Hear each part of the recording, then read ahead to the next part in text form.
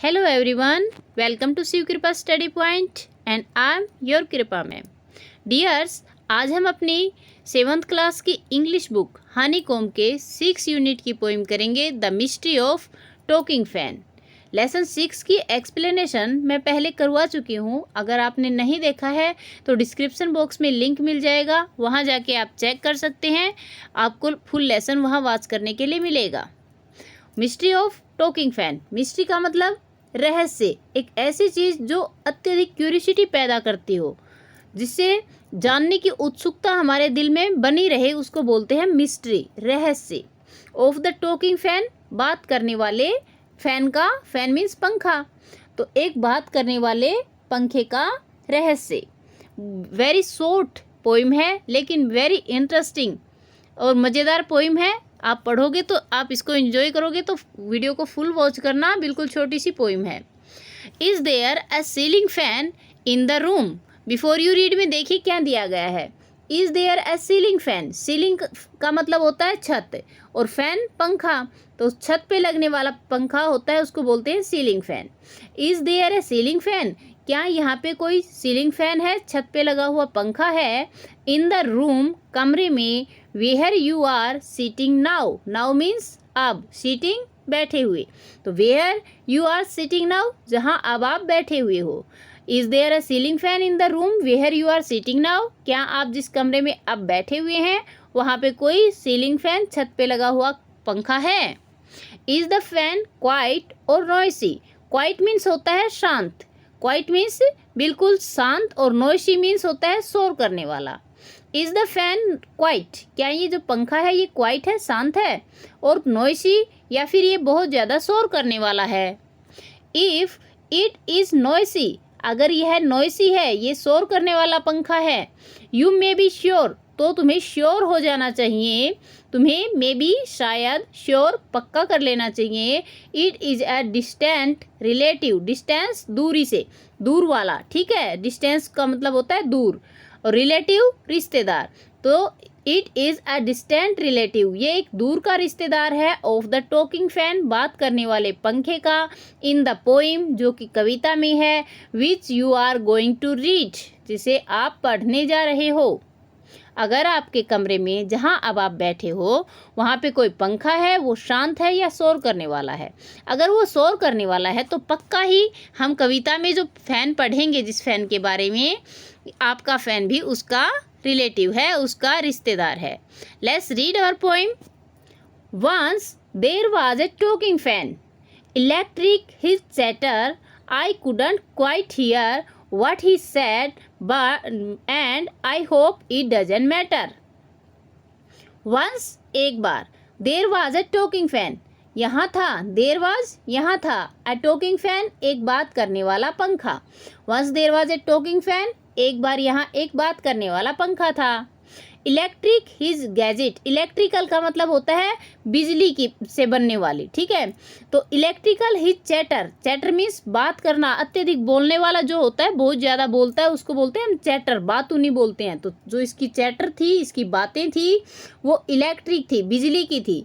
क्योंकि जब जो बिजली के गैजेट होते हैं जैसे पंखा वगैरह, उनमें क्या होता है, जब ग्रीस कम हो जाती है या उनमें ऑयल नहीं रहता है तो उनके जो पार्ट हैं वो आपस में टकराने लग जाते हैं, जिससे एक अजीब सी आवाज़ पैदा होती है। कभी कभी आपने भी सुना होगा, मोस्टली ऐसा हो जाता है कि जब पंखे वगैरह पुराने हो जाते हैं तो उनमें से एक आवाज़ निकलने लगती है, जो कि उसके पार्ट हैं वो आपस में घिसते हैं, तब निकलती है। तो इसको अपना जो पोइट है उसने कहा है कि ये इलेक्ट्रिकल हिज चैटर, ये जो उसकी चैटर है, ये जो उसकी आवाज़ है, ये इलेक्ट्रिकल है, ये बिजली से बनने वाली आवाज़ है। आई couldn't quite here, here means सुनना, और क्वाइट हियर बिल्कुल ना, बिल्कुल भी सुनना, ठीक है। और कुडंट नॉट क्वाइट हियर, बिल्कुल भी न सुन सका। व्हाट ही सेड, जो वह कह रहा है, जो पंखा कह रहा था उसको जो अपना पोइट है वो बिल्कुल भी नहीं सुन पाया, नहीं समझ पाया कि वो पंखा क्या बोलना चाहता है। And I hope it doesn't matter, and I hope, और मैं आशा कर रहा हूँ कि इट डजेंट मैटर, इससे कोई फ़र्क नहीं पड़ता कि मैं सुन पा रहा हूँ, समझ पा रहा हूँ कि नहीं समझ पा रहा हूँ, इस बात से कोई फ़र्क नहीं पड़ता। क्या कहा है इसमें कि एक बार एक सीलिंग फैन था, एक बिजली का पंखा था, टॉकिंग फैन था, वो बोलने वाला था और उसकी जो आवाज़ थी वो कैसी थी? ही चैटर इलेक्ट्रिकल, उसकी आवाज़ इलेक्ट्रिकल थी, बिजली की थी। आई कुडंट क्वाइट हियर, मैं बिल्कुल भी नहीं समझ पाया। व्हाट ही सेड, वह क्या कह रहा है। एंड आई होप, और मैं आशा करता हूँ, इट डजंट मैटर, कि इससे कोई फ़र्क भी नहीं पड़ने वाला है। नेक्स्ट देखिए, because one day somebody oiled his little whirling motor and all the mystery was spoiled it. He ran as still as water. क्या कहा इसमें? बिकॉज, क्योंकि, ये मैटर नहीं रखता ऐसा बोला ना पॉइंट ने, तो उसने क्या कहा? बिकॉज वन डे, एक दिन, somebody oiled, किसी ने तेल डाल दिया। एक दिन किसी ने इसमें ऑयल्ड, ऑयल का मतलब होता है तेल और ऑयल्ड का मतलब होता है तेल डालना, ठीक है। तो somebody oiled, किसी ने इसमें तेल डाल दिया। His motor, his little wheeling motor, wheeling का मतलब होता है घूमना, राउंड एंड राउंड, गोल गोल घूमना, ठीक है। तो somebody, his little wheeling motor oiled, किसी ने इसकी छोटी सी घूमती हुई जो मोटर है, मशीन है, उसमें ऑयल डाल दिया, तेल डाल दिया। And all the mystery was spoiled it, और ये जो सारी मिस्ट्री थी, सारा जो रहस्य था बात करने का, वाज स्पॉइल्ड इट, ये स्पॉइल हो गया, ये नष्ट हो गया। He run as still as water, he run, वह रन करने लगा, दौड़ने लगा, एज स्टिल, इतना शांत, एज वाटर, जैसे कि पानी होता है। जब उसमें ऑयल डाल दिया गया उसकी छोटी सी व्हीलिंग मोटर में, घूमती हुई मोटर में, तो ये सारी मिस्ट्री स्पॉइल हो गई, सारी जो रहस्य था वो खत्म हो गया और वो इतना शांति से दौड़ने लगा जितना पानी शांत होता है। माउडी रॉबिन की अपनी ये पोइम है और very little and interesting poem है। तो डियर्स, देखा आपने कितनी गजब की इमेजिनेशन की हमारे पोइट ने। और जो बच्चे होते हैं इनमें तो इमेजिनेशन की पावर बहुत ज़्यादा होती है। तो आपने कभी क्या कोई ऐसी इमेजिनेशन की है? अगर की है तो आप अपनी जो स्टोरीज हैं, अपनी जो बातें हैं, वो मेरे साथ ज़रूर शेयर करना। मुझे बहुत खुशी होगी आपकी बातों को जान करके, आपकी जो इमेजिनेशन की पावर है उसका भी हमें पता चलेगा। तो यहाँ तक अपनी पोएम थी, पोएम अपनी फिनिश हुई।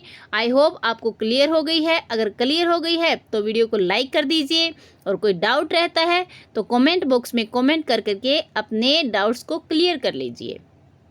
चैनल पर नए हैं, अभी तक सब्सक्राइब नहीं किया है तो इंतज़ार किस बात का, सब्सक्राइब कर लीजिए। पास में जो बेल आइकन आएगा उसको ऑल पे सेट कर लेना, ताकि मेरी वीडियोज़ कंटिन्यूसली आप तक पहुँचती रहें। Thank you for watching. मिलते हैं नेक्स्ट वीडियो में।